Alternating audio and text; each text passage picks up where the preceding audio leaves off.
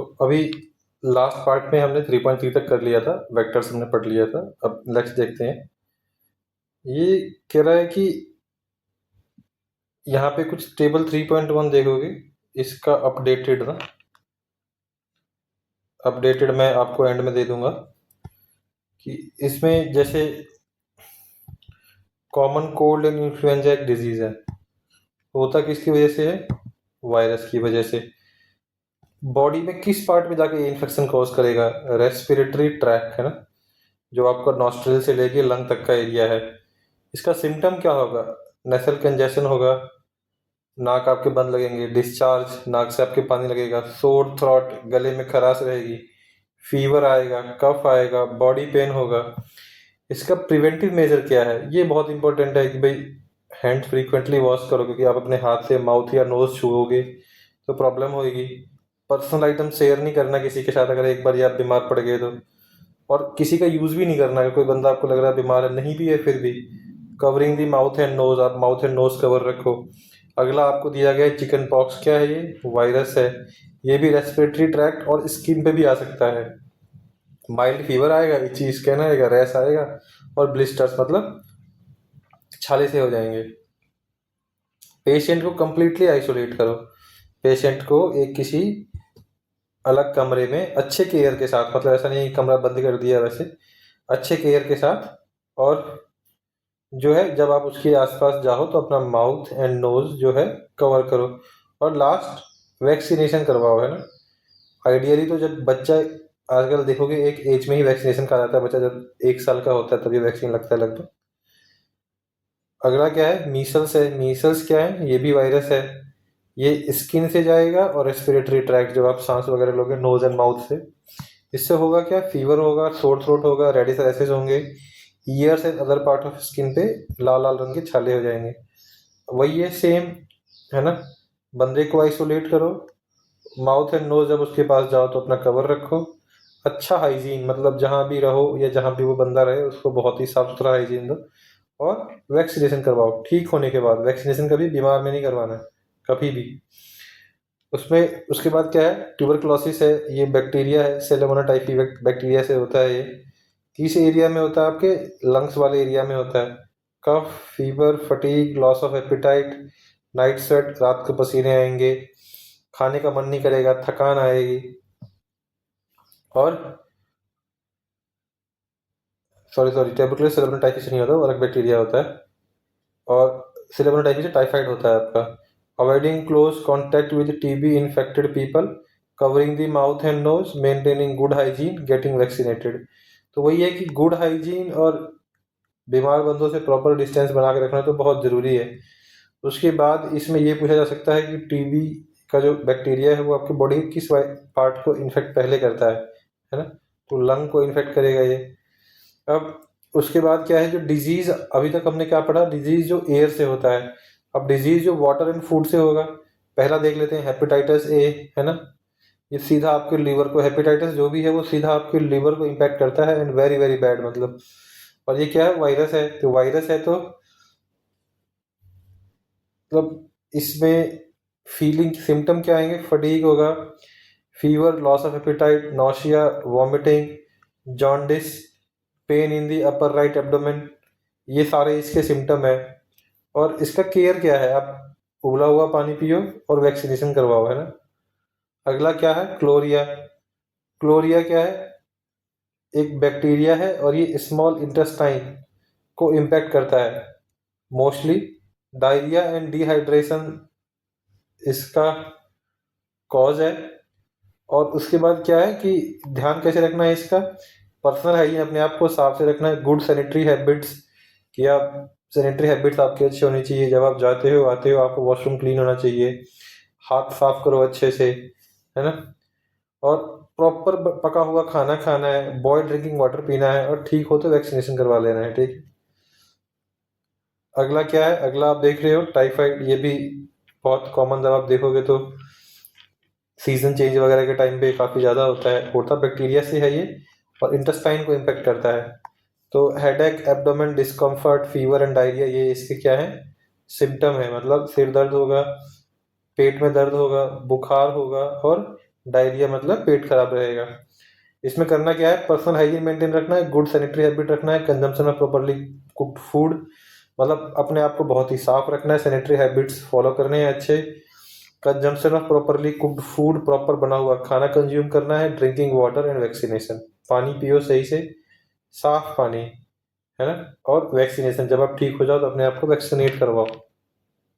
अभी हमने बार बार देख लिया कि एक चीज को कोट किया जा रहा है, किस चीज, good sanitary habits. Good sanitary habits क्या है आपका, है ना, हैंड वॉश प्रॉपरली करना है आपको, जब भी आप बाहर से आओ, वॉशरूम से आओ, है ना, ब्रश रेगुलर करना है, बाथ रेगुलर करना है, ठीक है, गर्मी के मौसम में आप 2 टाइम बात करो, ठीक है, स्नीजिंग के टाइम पे कवर करना है, cover mouth and nose during sneezing. ये सारे क्या है आपके पर्सनल हाइजीन में आएंगे, ठीक है।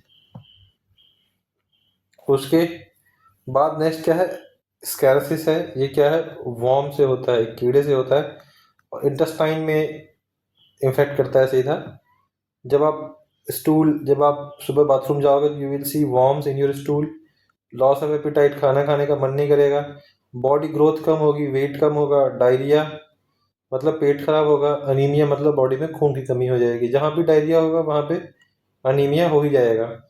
अब इसका भी सेम रीज़न है, पर्सनल हाइजीन मेंटेन करो अच्छा, बढ़िया सैनिटरी हैबिट्स होने चाहिए आपके, प्रॉपरली कुक्ड फूड आपको लेना है, और पानी हमेशा क्या लेना है, बॉइल्ड, है ना। तो हमने बैक्टीरिया देख लिया, वायरस देख लिया, अगला क्या है, डिजीज जो है इंसेक्ट से, जो वेक्टर्स जिसको आप बोलते हो, मतलब खाली वेक्टर नहीं, मतलब वेक्टर प्लस प्रोटोजोआ, इनकी वजह से जो होता है। तो पहला आपका क्या है, मलेरिया। मलेरिया प्रोटोजोआ है, जो आपके फीमेल मॉस्किटो के थ्रू होगा, स्किन एंड ब्लड। मलेरिया के जो मॉस्किटो है वो आपको रात में या अर्ली मॉर्निंग काटेंगे, है ना, और मॉस्किटो नेट यूज करना है रात में, मॉस्किटो रिपेलेंट यूज करना है, long sleeve full sleeve cloth पहनना है, और मॉस्किटो ब्रीडिंग जो आपके दवाइयाँ वगैरह होती हैं उसको स्प्रे करवाना अपने एरिया में, है ना। और नेक्स्ट क्या है, dengue fever, break bone fever, ये होता किससे है, आपके वायरस से। ये भी कौन है, इसमें भी मॉस्किटो एज अ वेक्टर काम करता है।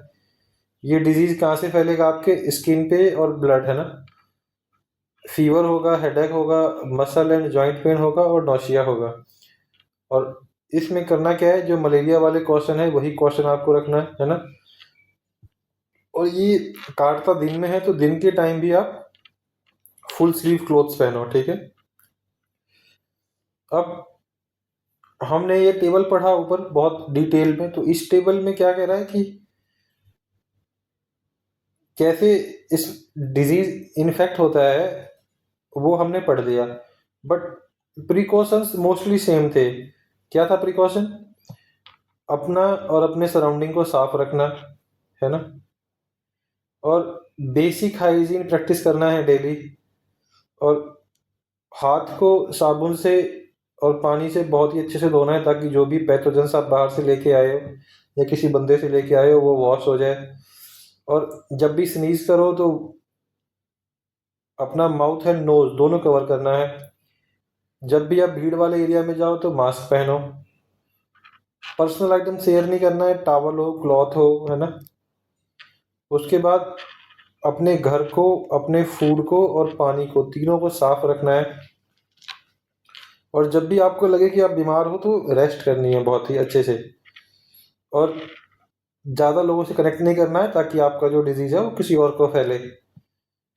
अब अगला क्या है, कुछ इन्फेक्शियस डिजीज़ हैं वो वॉर्म से पाए जाते हैं, जो हमारी बॉडी में ही होते हैं, हमारे डाइजेस्टिव सिस्टम में, लार्ज इंटेस्टाइन में बैठे रहते हैं ऑलरेडी। और कभी ऐसा होगा कि कुछ ऐसे फूड हैं अगर उनको मिलेगा तो वो बहुत ही ज़्यादा प्रोग्रेसिवली एक्सपेंड करेंगे, है ना। तो they feed on nutrients and leaves as parasite. तो जो हमारे बॉडी में न्यूट्रिएंट्स हैं उन्हीं को खाएंगे और बॉडी में कैसे रहेंगे, पैरासाइट की तरह, है ना। पैरासाइट क्या है? जो ऑर्गेनिज्म है जो किसी और ऑर्गेनिज्म के हेल्प से जीते हैं। और ये जो है ये जनरली कैसे फैलते हैं? कंटेमिनेटेड फूड जो आपने लिया है, वाटर, सॉइल और कनेक्ट विद इन्फेक्टेड पीपल और एनिमल। तो आप जो एक बारी आपने कहीं किसी बंदे के इन्फेक्शन वाले बंदे के टच में आ गए, उसके साथ खाना खा लिया, पानी, या फिर किसी मिट्टी में है, उस मिट्टी को जैसे बच्चे खा लेते हैं मिट्टी बाहर जाके, है ना, या फिर कोई ऑलरेडी इन्फेक्टेड पर्सन है उससे कांटेक्ट में आ गए, तो ये सारे जो हमने पढ़ लिए ये किसके हैं? Communicable disease. ये बहुत ध्यान रखना है, जितने डिजीज आपने पढ़े हैं सारे कौन से? Communicable disease. अब अगला कौन सा आ गया आपका? Non communicable disease. Non communicable disease जो है वो आपके किससे होंगे? लाइफस्टाइल से लिंक होंगे, कैसे जिंदगी आप जीते हो, कैसा खाना खाते हो, और कैसे इन्वायरमेंट में रहते हो, है ना। कि जैसे आप बहुत ज़्यादा स्मोकिंग करते हो तो you will have lung cancer, tobacco चबाते हो तो you will have mouth cancer, आप बहुत ज़्यादा अल्कोहल पीते हो तो आपका लीवर डैमेज होगा। तो ये सब आपके लाइफस्टाइल से लिंक्ड है। जैसे आप बहुत ज़्यादा प्रोसेस्ड फूड खाते हो, बहुत ज़्यादा आर्टिफिशियल शुगर लेते हो, तो क्या होगा? आपको डायबिटीज़ होगा, है ना। तो जो भी डिजीज है, कैंसर, डायबिटीज एंड अस्थमा, ये किससे है? लाइफस्टाइल से लिंक्ड है, डाइट से लिंक्ड है, और आपके इन्वायरमेंट से लिंक्ड है ना। और हमने कुछ क्लास 6 में आपने देखा ऐसे भी डिजीज हैं जैसे कि स्कर्वी है, अनीमिया है, गोइट्रे है। थोड़ा क्विक ओवरव्यू दे देता हूँ आपको। स्कर्वी क्या होता है? विटामिन सी डेफिशिएंसी से आएगा,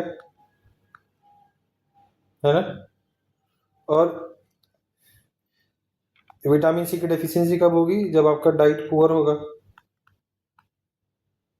ठीक है। और इसके सिम्टम क्या होंगे? सिम्टम अगर देखेंगे तो ब्लीडिंग होगी, कहाँ से? स्किन से और म्यूकस से। उसके बाद टीथ लूज हो जाएंगे,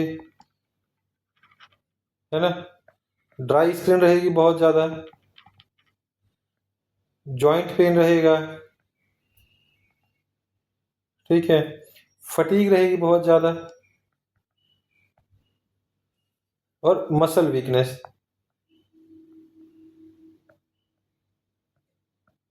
जरूरी नहीं है, बट अगर आप इसको लिखना चाहो तो कहीं लिख सकते हो।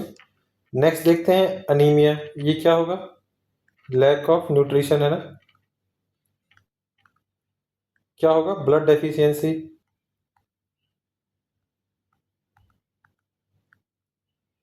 है ना। सिम्टम क्या होंगे? वही कमजोरी फील होगी आपको। गोइटर क्या है? गोइटर आपका थायराइड इनलार्ज। इससे क्या होगा कि स्वेलो, कुछ भी निगलने में आपको दिक्कत होगी, गले के पास सूजन हो जाएगा आपके एडम एप्पल के पास, है ना। ये होगा किससे? आयोडीन डेफिशिएंसी से।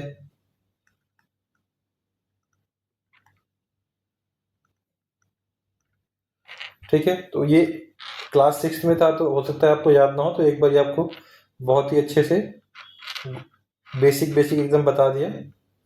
अब अगले पेज पे आते हैं। अगला क्या कह रहा है कि जब आपको कोई भी डिजीज, जैसे ऊपर के तीनों बताए, कोई विटामिन सी से हो रहा है डेफिशिएंसी से, कोई ब्लड डेफिशिएंसी से हो रहा है, कोई जो है आयोडीन के डेफिशिएंसी से हो रहा है, तो इन सबको क्या बोला जाता है? Deficiency disease. डेफिशिएंसी डिजीज क्या होते हैं? जब बॉडी में डिजीज होता है due to deficiency of any nutrients, है ना। बट जो बाकी डिजीज हैं, जैसे कि कैंसर हो गया, डायबिटीज हो गया, अस्थमा हो गया, है ना, ये जनरली जब आपको 3 महीने से ज्यादा बिना केयर किए रहेगा तो इसको क्या बोलेंगे? Chronic disease. These are worst, ये जानलेवा है ना। अगर आपने ध्यान नहीं दिया तो people can die because of this, लोगों की जान जा सकती है इनकी वजह से। तो इसीलिए कहते हैं जब भी बॉडी में सिम्टम आए तो शुरू में ही चेक करवा लेना है एक बारी, ताकि आप अगर कोई भी डिजीज हो तो वो क्रॉनिक सिचुएशन में ना जाए, ठीक है। तो जब आप देखें तो आप अपनी फैमिली में भी ऐसी प्रैक्टिस बनाएं। अब डायबिटीज जैसे, डायबिटीज जो है कॉमन डिजीज है, ये किस में ज़्यादा होता है रिलेवेंट, मतलब ज़्यादा फ्रिक्वेंटली देखा जाता है किसमें, एडल्ट में, कई बार बच्चों में भी देखा जाता है। इंडिया में अभी दुनिया का सबसे ज़्यादा पॉपुलेशन है डायबिटीज़ का। और ये होता कैसे है, हार्मोनल इम्बैलेंस की वजह से। बॉडी इंसुलिन बनाना बंद कर दे, और अनहेल्दी ईटिंग हैबिट, जो आप अनहेल्दी खाना खाते हो उसकी वजह से, ठीक है।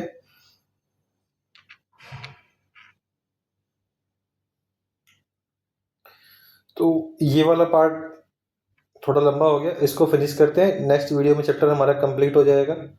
So thank you everyone for watching this complete video. Before closing please आप चैनल को लाइक एंड सब्सक्राइब कर दें।